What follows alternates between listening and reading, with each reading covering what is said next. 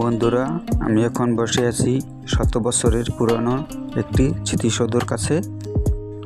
এই স্মৃতিসৌধটি দেখতে ঠিক আগ্রার তাজমহলের মতো। এলাকার মানুষ এটাকে তাজমহল বলেই চিনে থাকে।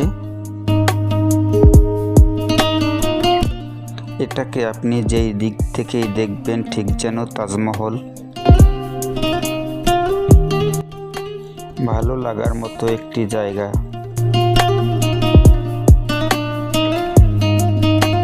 পুরনো এবং খুব সুন্দর এই তাজমহলটি দেখতে।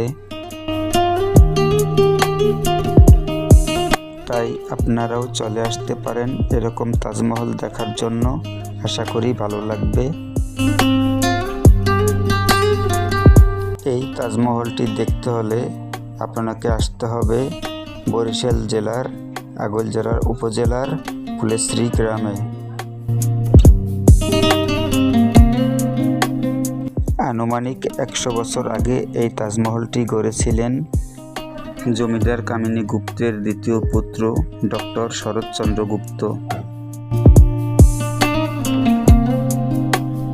এখন পরিচালনা ও অবহেলার কারণে ধ্বংসের মুখে এই তাজমহলটি।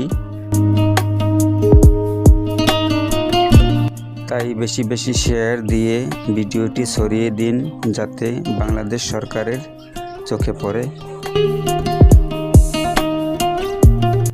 আবার এই তাজমহলটি গড়তে পারে।